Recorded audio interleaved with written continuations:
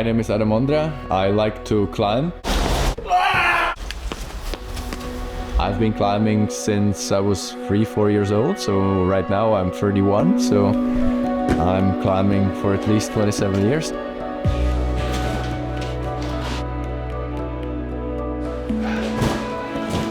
Climbing is so unique in so many different aspects, and we don't really even realize.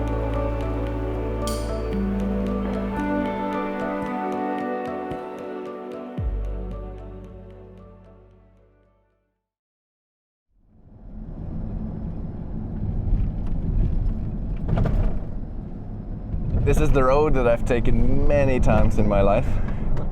Many times after school with my mom and other friends, and many times even after I got the driving license, and spent here lots of afternoons. When I was a small kid, I didn't like it so much. You know, I would go here a lot, but you know, if you ask me, do you prefer Arco or Moravský Kras? Of course, I would say Arco is so much better, and Moravský Kras, you know, it's quite ugly. But over the time, you really learn to appreciate, you know, there is some beauty in the ugliness.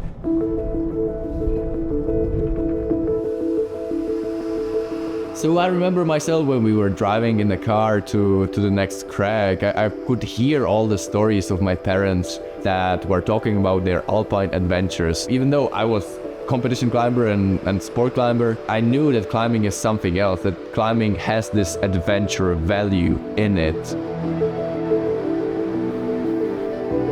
Brno has been always my hometown. I was born here, and I think Moravský Kras has shaped me a lot.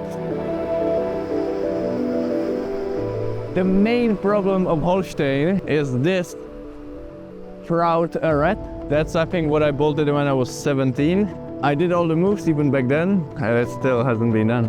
I know I have to do it once, you know, because it's like the line, and but I kind of always postpone, and I think like, once I have a kid, that will be the time, and now I have the kid and it's still not the time, so let's see.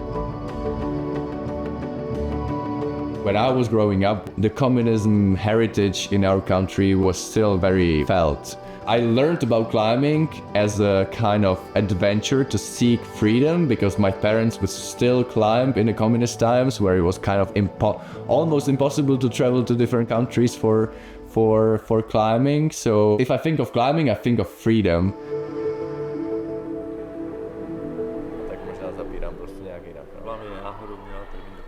My name is Peter. I'm Adam's coach. I'm with Adam almost 5 years now. From my point of view as a coach, Adam changed a lot. His weaknesses, they are still there, but they change a little. This is not the same Adam as 5 years ago, but there is still a lot of work. Conditions are not great, I think. The best conditions when it's humid, it's where we are going now.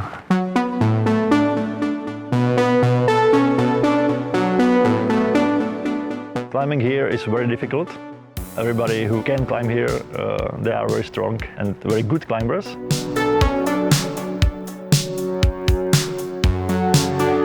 If you have very good technique, it doesn't push you to be as strong as you can be.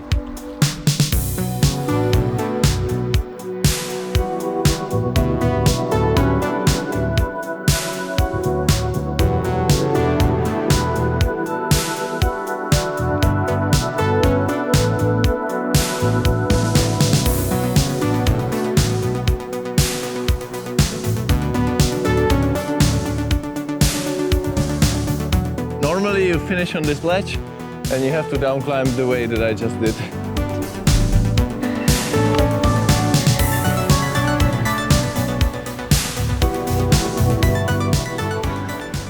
Oh, it looks like it rained a lot. It's not only concentrated, it's like wet from the inside. He started here like very young, and it developed his technique to, I think, almost maximum level. It was shaping him his whole life, I think.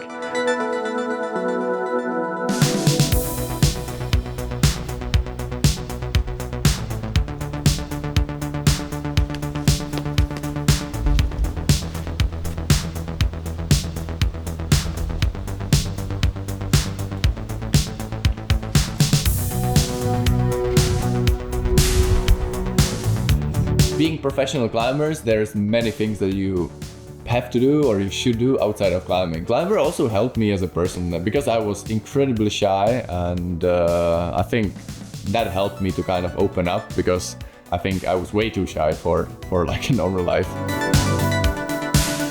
So the weather makes no sense to climb outdoors today, so we hit my spray wall, the place where I probably trained the most ever in my life.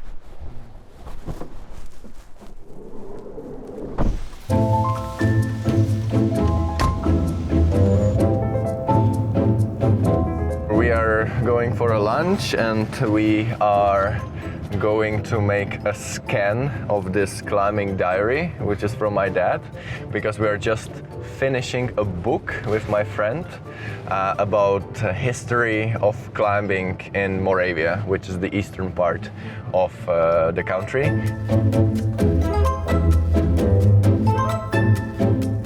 Usually my life is like, I never really have the time, and I just try to do the things efficiently. Since I was a kid, I think it's almost like obsession to do the things, to fill up the day efficiently. Děkuju. Tak ať to leze. I think it has a bit of Asian touch. That's the food I like quite a lot.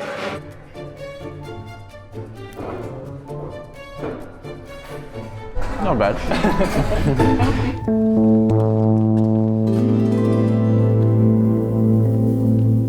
Most of the good climbers in the history in Czech Republic actually came from Brno. It's got good places to train. I think especially now in the last years it's really world class.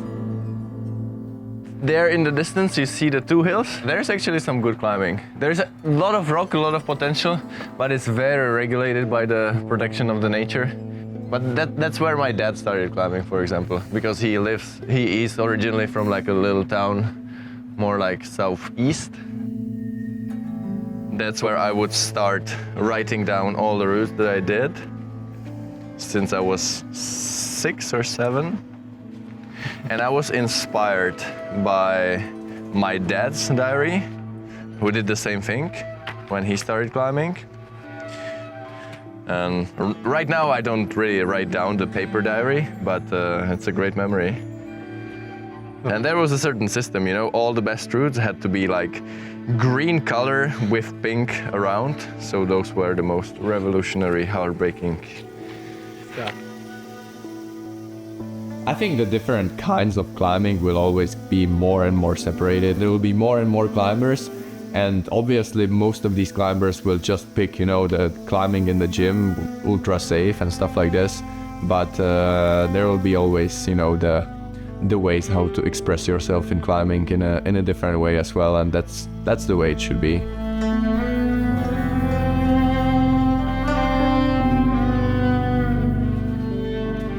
So we are in Kotelna.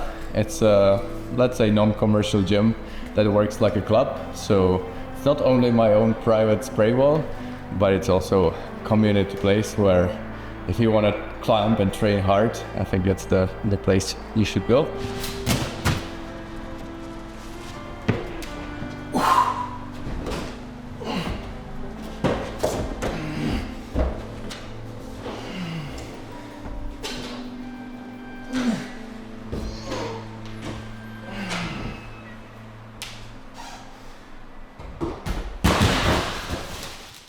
You fully grip it, but it's not really in-cut, it's quite open. This foothold is like, it's not in-cut, but you kind of behave like it's in-cut, and you just try to hold the tension and go into this very bad sloper, trying not to lose this foothold.